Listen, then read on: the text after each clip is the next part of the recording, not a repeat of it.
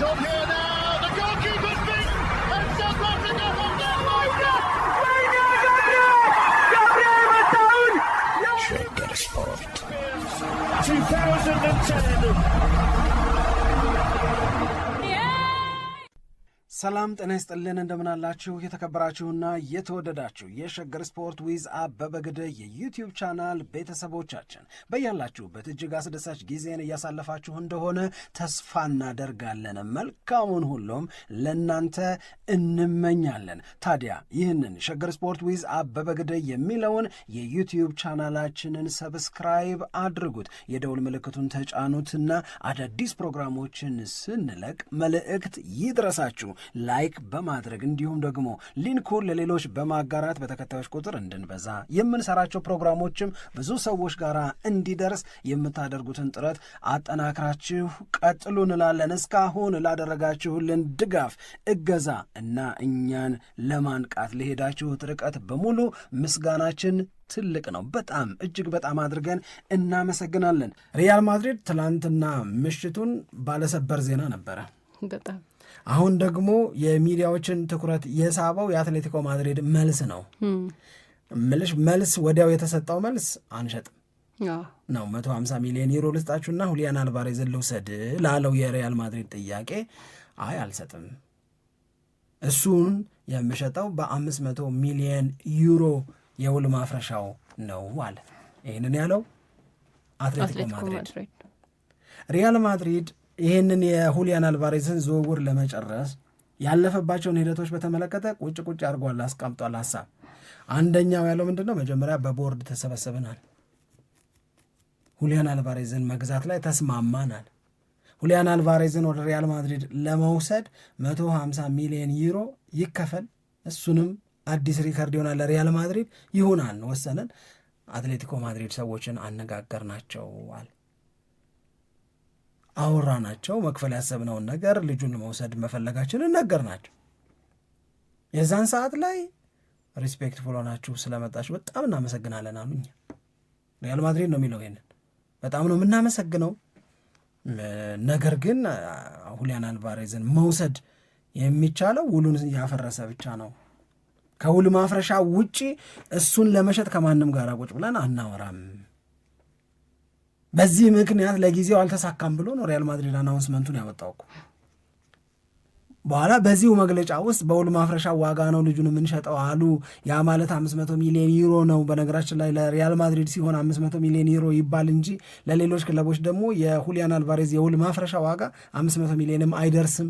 ይሄ የሚያሳየው ውል ማፍረሻ ሲቀመጥ ለሪያል ማድሪድ ሌላ፣ ለሌሎች ክለቦች ሌላ ከተቀመጠ አትሌቲኮ ማድሪድ ምን ያህል ተጫዋቾቹ ወደ እንትን እንዲሄዱበት እንደማይፈልግ ያሳያል። ወደ ሪያል ማድሪድ እንዲሄዱበት እንደማይፈልግ ያሳያል። ከዛ የሪያል ማድሪድን አናውንስመንት ወይም ሪሊዝ ያደረገውን ስቴትመንት መግለጫ ሲያይ አትሌቲኮ ማድሪድ ቱጋል። ያልተለመደ የሚባል መልስ ደግሞ እሱ ሰጠ። ውሸታም አለ ሪያል ማድሪድን አትሌቲኮ ማድሪድ። ውሸት ነዋል። የመጀመሪያው መጥተው ጠይቀዋል። መጥተው ሲጠይቁ አመሰገኑኝ የሚለው ምንድን የቱ ጋር ነው? ያመሰግን ለምን ነው የምናመሰግነው? አላመሰገንም። የእኛ ልጅ ሊወስዱ ስለመጡ በክብር መጣችሁ ምናምን ብለው እነሱ እዛ ጋር አሟሙቀው አንቆለጳጵሰው እንዳስቀመጡት ምንም ነገር የለም። ምን ለምን ነው የምናመሰግናቸው? ውሸታም። ሁለተኛው ነገር አናቃችሁም እንዴ ነው? እናንተ እኮ ፖፑ የካቶሊኩ ጳጳስ ሪያል ማድሪድንም ወዳለው አትሌቲኮ ማድሪድም ደስ ይለኛል ሲሉ ምን ነው? በጣም አስቆኛል ነገር። አትሌቲኮ ማድሪድ ደስ ይለኛል፣ አትሌቲኮ ማድሪድም ወዳለው ያለውን ፓርት ቆርጣችሁ አወጣችሁ እኮ ናችሁ። ለምን ቆረጣችሁት? እሱ አትሌቲኮ ማድሪድን ፕሮሞት ማድረግ መስሏችሁ? እያብራራው ነው እየነገርኩሽ፣ ከቃል በቃል ይልቅ ገብቶኛል። በእኔ የሆን የምትስቀው ይሄ ነው አይደለም? እኔ የእውነቴን ነው፣ በጣም ስለገረመኝ ነው። እኔ በጣም ገርሞኛል። እኔ እና የእንዲህም የፖፑን ቆርጣችሁ አወጣችሁት። አትሌቲኮ ማድሪድን በተመለከተ የተናገሩትን ነገር ይሄ እኛና እናንተን በተመለከተ ስሜታችን ልዩ እንዲሆን ያደርገዋል። ስለዚህ እናንተን የማመሰግንበት በእናንተ ደስተኛ የምሆንበት ምንድን ነው ምክንያቱ? ሪያል ማድሪድ ያልሆነውን ነው እያወራ ያለው። ሶስተኛው ለእናንተ ሁሊያን አልቫሬዝን በተመለከተ የማጠናው የምመረምረው እንዲህ ካደረጉ ሊወስዱት ይችላሉ የምለው የማወጣው የማወርደው ሐሳብ የለኝማል። 1 2 3 ብሎ ነው የጻፈው አትሌቲኮ ማድሪድ። በነገራችን ላይ ይሄኛው ምን አለው? we neither study nor consider any offer for Julian። ሁለቱንም አናረግም። ኮንሲደር የምናረግ አንተ ይሄን ነገር እንቀበል እንዴ ምናምን አንባባልም። it's always no። ምንም የሚቀየር መልስ የለም። በቃ 300 እንክፈልና ወሳ ኖ ምንም ኮንሲደር አናረገውም ነው። እሱ ብቻ ሳይሆን የሪያል ማድሪድን ኦፈር ለምን አናጠናው ምናምን የምንለው ነገር የለንም። አራተኛው ነው የሚያስቀኝ አንቺ ያሳቃሽ ሌላው ከሆነ እናንተ ደግሞ ከባርሳ በላይ ላይ ያሳቃችሁ ዳለ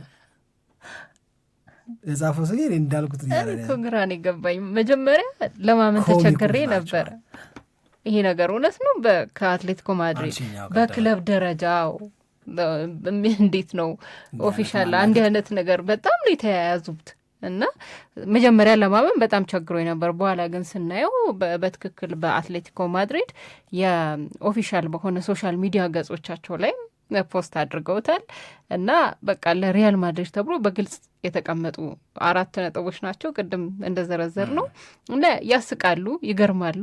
ምን ያክል ደግሞ በሁለቱ ክለብ መካከል ያለውን በጣም የከረረ ነገር የሚያሳይ ነው። እንደውም መጨረሻ ላይ እነዚህን 4 ነጥቦች ከዘረዘሩ በኋላ አንድ ያስቀምጧት ኖት አለች እና ከአዲሱ ፕሬዚዳንታችሁ ጋራ ያለን ሚኖረን ሪሌሽንሽፕ ጥሩ ሆኖ እንዲቀጥል ከአካዳሚያችን የምትሰርቋቸውን ተጫዋቾች አቆሙ ብለዋል። ሌቦችን ብለዋቸው።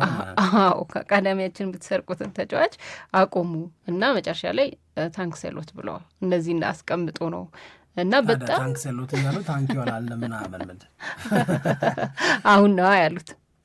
መጀመሪያ ሳንደላው ነው ግን በጣም በጣም የከረረ ነገር ነው ያለው። መጀመሪያም የሁሊያን አልቫሬዝን በሪያል ማድሪድ በ150 ሚሊዮን ተጫዋች አስፈርማለሁ ብለው ሲናገሩ ብዙ አልጠረጠር ነው፣ ብዙ ስሙ አልተነሳም አይደል? በሁለት ምክንያት ነው። ሁሊያን አልቫሬዝ በዚህ በጋላክቲኮ ሌቨል ወይም ፍሎረንቲኖ ፒሬዝ አንቆሎም አምጣው ነው ያንን ተጫዋች በስም ሳይጠቅሱ ሲናገሩ የነበሩት። ጋላክቲኮ ነው፣ ጎበዝ ነው፣ በጣም ለሪከርድ ሰብረን ሁሉ ብናስፈርመው ምናምን ሲሉ ሁሊያን አልቫሬዝ ይሄ ጉብዝና እና ይሄ አገላለጽ ስለማይገባው ሳይሆን ወደ አትሌቲኮ ማድሪድ አሻግረው ያሉ ብዬን ያላሰብኩም ሆነን ለመናገር በሁለቱ ክለቦች መካከል ያለው የደርቢ ስሜት፣ የፉክክር ስሜት፣ ራይቫል የሆነው ነገር ስለሚገባኝ ከሊቨርፑል ተጫዋችን በቀጥታ ለመውሰድ ማንቸስተር ዩናይትድ ቢያስብ ማለት ነው፣ ወይም ከማንቸስተር ሲቲ አንድን ተጫዋች ማንቸስተር ዩናይትድ ያውም አፍላ ጉብዝና ላይ ያለን ተጫዋች በቀጥታ ልውሰድ ብሎ ቢነሳ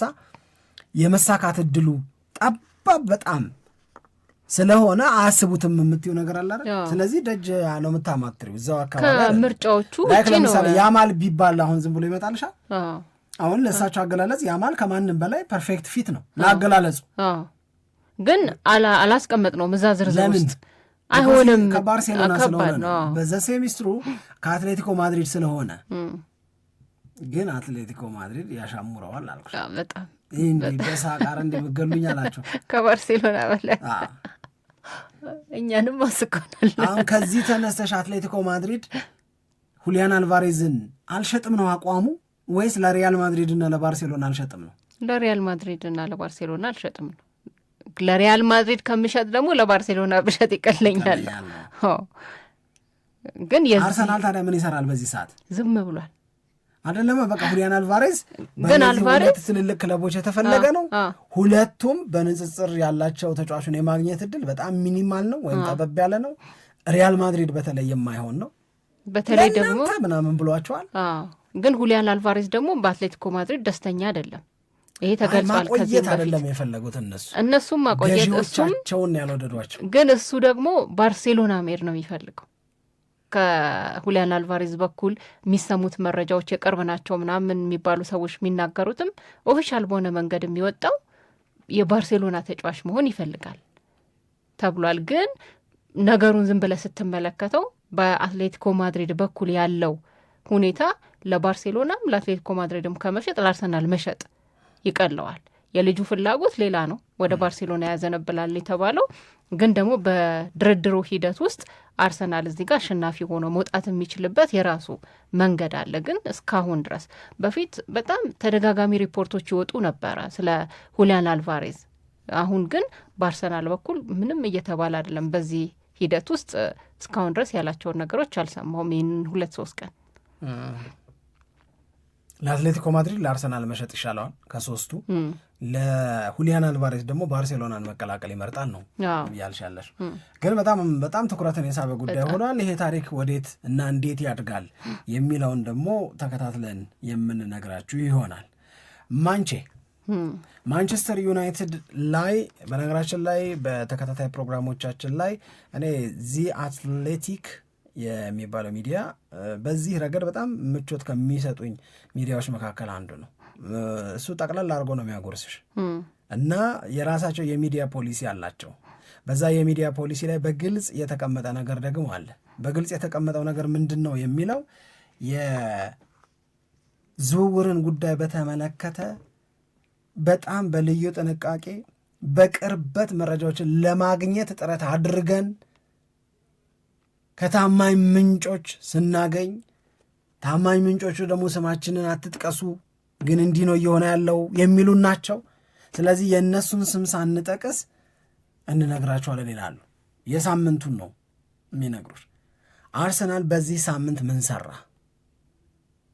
ምንድን ነው ዋና አርሰናል ቤት የነበረው ጉዳይ? ዩናይትድ፣ ሲቲ፣ ሊቨርፑል፣ ቼልሲ ምናምን ነው የሚሉት እና ጠቅላይ ነው የሚሰጡሽ። ይሄ ጠቅልሎ በደንብ የሚያስጨንቅ አርገዋል አረ እንትኑ ተለቅ አርገው ነው የሚሰጡሽ እና ዲቴይል ነው። አለማመን አትች የእውነት ለመናገር ታምናቸዋለሁ ብትይ በደንብ ብዬ ማምናቸው መሆኑን የምነግርሽ ናቸው።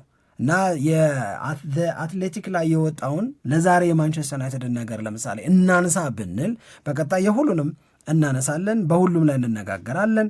ግን ማንቸስተር ዩናይትድን በተመለከተ በሚከተለው መንገድ ጠቅልለውታል። ያለፈው ሳምንት ማንቸስተር ዩናይትድ ቤት የተሰሩት ዋና የሚሏቸው ስራዎች አንድ ምንድን ነው የሆነው ሲባል የኤደርሰንን ጉዳይ ኦልሞስት ጨረሱ ነው። ይሄ መከለስ ነው፣ ምንም ጥያቄ የለውም። ስለዚህ በ40.5 ሚሊዮን ዩሮ ይከፍላሉ። ተጨማሪ የልጁ ውጤታማነት ታይቶ 4.5 ሚሊዮን ዩሮ ይጨመራል። አዶኦንሱ ላይ ያለውን ዝርዝር ከነ ዋጋው ከነ ሳንቲሙ ጭምር ያስቀምጠዋል ዚ አትሌቲክ። ከዛ እንደገና የዚህን ተጫዋች ዝውውር ኦፊሻል የሆነ ሜዲካል ምርመራ ማድረግ ይጠበቅበታል። ግን አንኦፊሻል የሆነ የሕክምና ምርመራ አድርጎ ነው ማንቸስተር ዩናይትድ በቃ ይሁን አይነት ነገር ከአታላንታ ጋር የደረሰው። በዚህ መንገድ ተስማምቷል የሚል ነገርን ያስቀምጣል። ይሄ አንደኛው ነው። ሁለተኛው ምናልባት ሐምሌ ላይ ኦፊሻል የሆነ የሕክምና ምርመራ ይደረግና የተጫዋቹ ዝውውር ሙሉ በሙሉ ይጠናቀቃል። በፊፋ የተጫዋቾች ዝርዝር ውስጥም የማንቸስተር ዩናይትድ ተብሎ እንዲመዘገብ ይደረጋል ይላል። ይህንን ካነሱ በኋላ የሌላኛው የራስመስ ሆይሉንን ያስታውሱናል። ራስመስ ሆይሉን በቋሚነት ለናፖሊ መፈረሙን እዛም ውስጥ በጣም ዝርዝር ነገሮችን ያነሳሉ። ከዛ እንደገና ደግሞ ቶም ሂተንን ሳምሪ የምትወደውን የማንቸስተር ዩናይትድ የማይታየውን ግብ ጠባቂ 40 ዓመቱ ነው። አሁንም እሱን ለአንድ ተጨማሪ ዓመት ማንቸስተር ዩናይትድ እንዳቆየው ነው። ይህ እንግዲህ 6ኛ የውድድር ዓመቱ ነው። ቶም ሂተን ሳናቀው ገብቶሻል። በጣም በጣት የሚቆጠሩ አጋጣሚዎች ላይ ነው እዛ የገባው። አሁን እነዚህን ነገሮች ኦልሞስት ሸገር ስፖርት በየዕለቱ ሲላቸው የነበሩ ነገሮች ናቸው።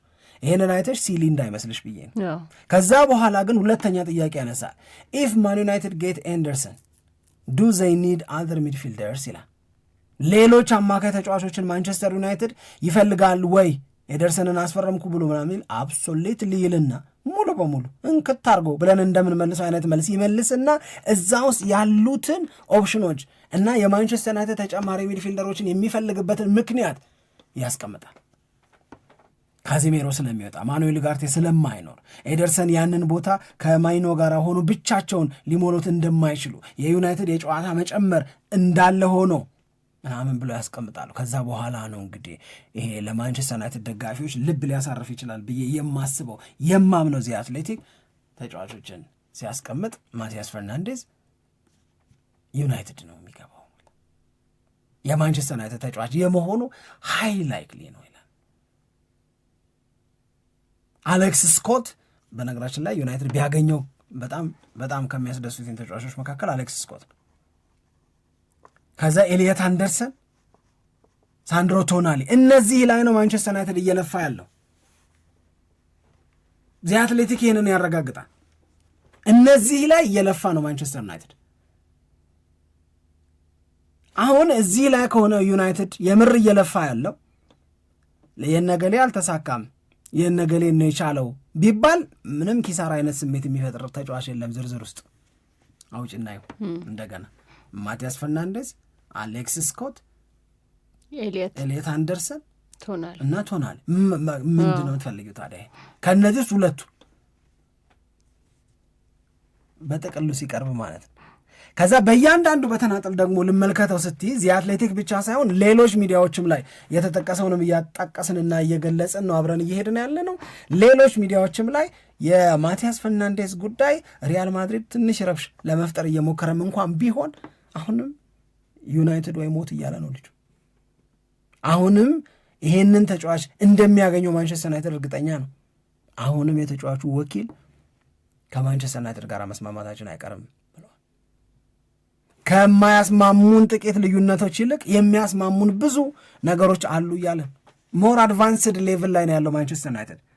እንደውም የሆነ አንድ ሌላ ሚዲያ ላይ ምንድን ነው የገለጸው አንድ ጋዜጣ ከ4 እስከ 7 ቀን ጠብቋል። በሚቀጥሉት 4 እና 7 ያህል ቀናት ውስጥ የእነዚህ ተጫዋቾች ዝውውር የአንዳቸውን ማንቸስተር ዩናይትድ ያጠቃልላል። 2 እንላለን፣ 5 ብለውናል፣ 3 ይቀራል እንላለን፣ 5 አረንጓዴ ጠርሙሶች ብላን ብቲ 2ቱን አወረድን ማለት ነው። ስንብትን በተመለከተም ዚ አትሌቲክ ያወራል። ስንብቶች ይኖራል፣ አይቀሬ ናቸው። ማንቸስተር ዩናይትድን የሚደግፉ የሚወዱ አንዳንድ ሰዎች ማርከስ ራሽፎርድ ጸባዩን አርቆ ከዩናይትድ ጋር ቢሆን የሚል መጠነኛ ምኞት የማሳደር ነገር ቢኖራቸው ማንቸስተር ዩናይትድ በዚህ ጉዳይ ላይ እያመነታ አይደለም። ማርከስ ራሽፎርድ ተሸኚ ነው፣ ተሰናባች። የማንቸስተር ዩናይትድ ክብር ከማርከስ ራሽፎርድ ጉብዝናና ከጉብዝናው ከሚገኘው ጥቅም በላይ ነው። ይህችን ሀሳብ እኔ ደግሞ ሁሌም ነው የምወዳ። ይሄ ሀሳብ ሲያሸንፍ ነው ነገሩ እየተመራ ያለው። ፕሪንሲፕል ቤዝድ ነው፣ መርህ ነው። ማንም ከማንቸስተር ዩናይትድ በላይ አይደለም። እንኳን ራሽፎርድ የራሽፎርድ ጉብዝና አለ። ማንቸስተር ዩናይትድ እዛ ቦታ ላይ ጥሩ አቅም ይፈልጋል። አዎ፣ ግን ማንቸስተር ዩናይትድ ከሱ በጣም በላይ ጎበዝ የሚባሉ ተጫዋቾች፣ ታለንትድ የሆኑ ተጫዋቾች ያንን ማሊያ ለብሰው ራሳቸውንም ማንቸስተር ዩናይትድን ማስከብረው ያውቃሉ። ጋሪ ኔቭል ከሪዮ ፈርዲናንድ ጋር በነበረው ኢንተርቪው ላይ በጣም የገረመኝን ነገር ልንገርሽ። ምን አለ? የሚገርም ዘመን ነው አለ ማንቸስተር ዩናይትድ ቤት የነበረው የስኬት ዘመን። በነ ጋሪ ኔቭል ጊዜ ማንቸስተር ዩናይትድ ሁሌ አሸናፊ ነው እና ተጫዋቾችን ስም ይጠራል። ገሌ ያለ ይልና ከሱ ጋራ የማንቸስተር ዩናይትድ የቡድን ጓደኛ ሆነው የተጫወቱ ተጫዋቾችን ስም ይዘረዝራል። የመጨረሻው ታለንት አልባ ሰው እኮ ነኝ። ምንም እኮ ታለንት የለኝም ማለት ይሄ በኳስ ምንም ማቀልህ ነገር የለም ማለት ምንም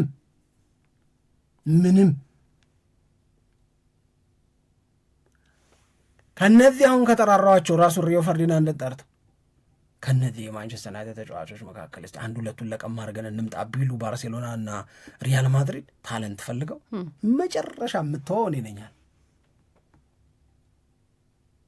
ኢትስ ኖት ኦል አባውት ታለንት። አሁን ሚና ነው የተሰጠው ስራ አለ። አንተ እኮ አለው ሪዮ ፈርዲናንድ በፕሪሚየር ሊጉ ካየናቸው ምርጥ ፉል ባኮች አንዱ እኮ አንተ ነህ።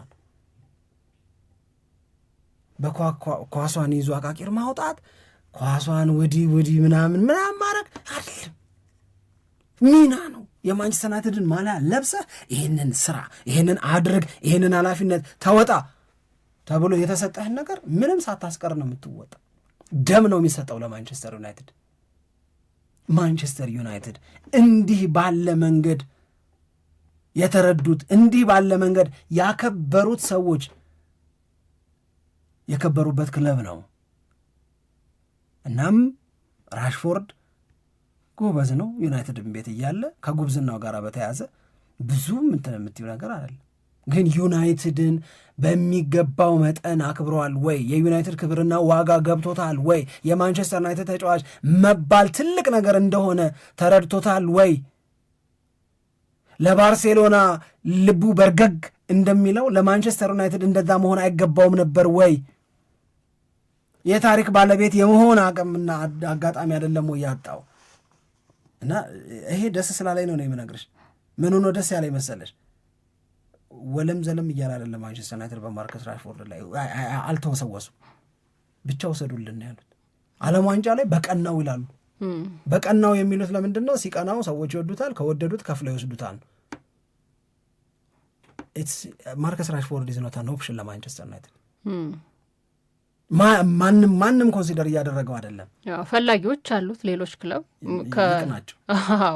ከዋጋው ጋር ነው ድርድር እንደዚህ የሚደረገው እንጂ ዩናይትድ ላቆየው እስቲ ቆይ ይሄን ነገር ሁለቴ ላስብበት ምናምን የሚል አቋም የለውም። መሸጥ ነው በቃ የመጀመሪያው እና የመጨረሻው አማራጭ ለዩናይትድ።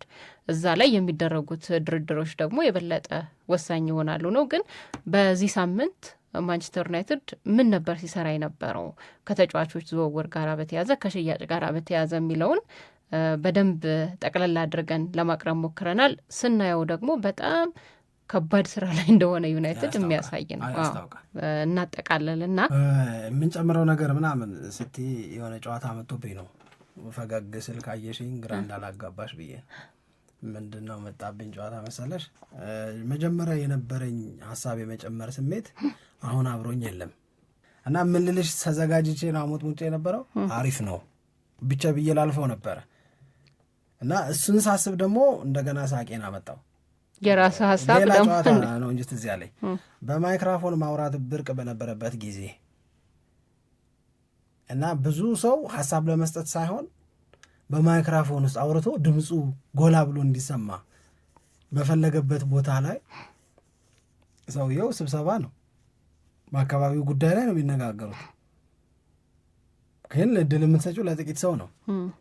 እሺ እዛ ጋ ሹራብ ጭንቅላት ላይ ያረከው አንተ ምናምን እያሉ እድል ይሰጣል። አንዱ በጣም ጓጉቷል፣ ቢል እድል አልሰጡትም። ግን ማይክ እየተቀባበሉ እያለ በማይኩ እንካ አለ ራሱን ድምፅ ማሰማት ነው የፈለገው። ድምፁ እንካ እኮ አያስፈልገውም፣ ሰውየው መስጠት ነው። እንካ አለና በማይክ ለማቀበል ሞከረ እና አሁንም በማን ዩናይትድ ጉዳይ የለኝም እንኪ ጎሽ እንኪ።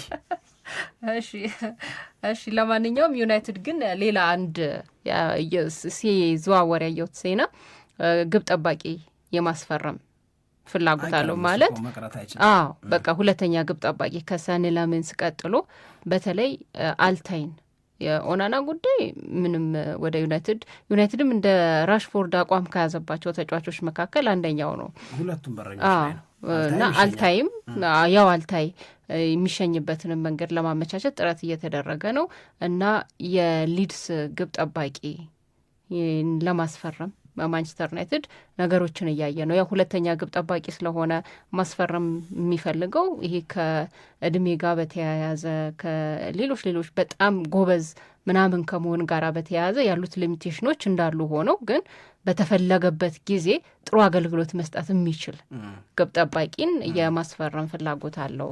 እኔ እንደዛ አይነት ግብ ጠባቂ ያስፈልገዋል ብዬ ነው የማምነው። ሴኒ ላሜንስ በጣም ጥሩ ግብ ጠባቂ ነው። በጣም ጥሩ ነው ኢነሴንስ ሪላቲቭ ነው ስልሽ በኦናና አይናችን ሰልችቶ ስለነበረ በአልታይ በጣም በቃ ተደጋጋሚ ስህተቶች ንፍር ብለን ስለነበረ በመናደድ ስለነበረ የሴኒ ላሜንስ ልክነቶች በቃ አስደሳች ናቸው። ሪላቲቭ ነው። አሁን ይሄ ከማን አንጻር ስታየው፣ ከአልታይ አንጻር፣ ከማን አንጻር ስታየው፣ ከኦናና አንጻር ስታየው ነው።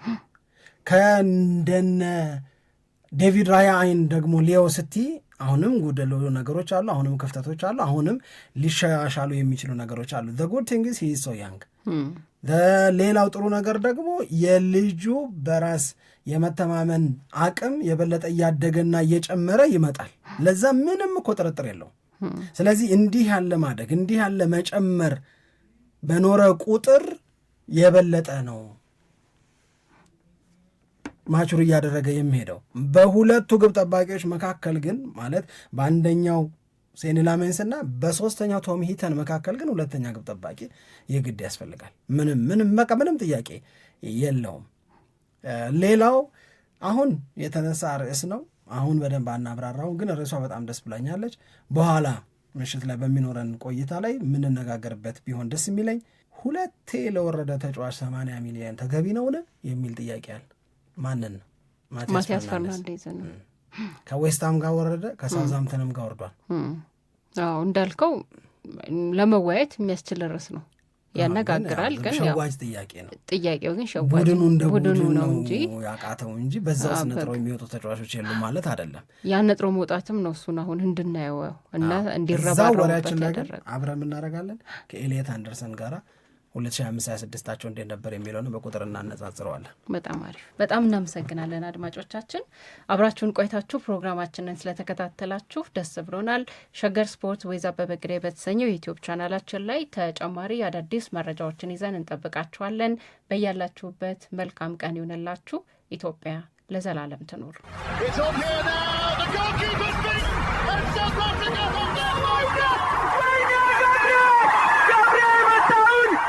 Shake Sport 2010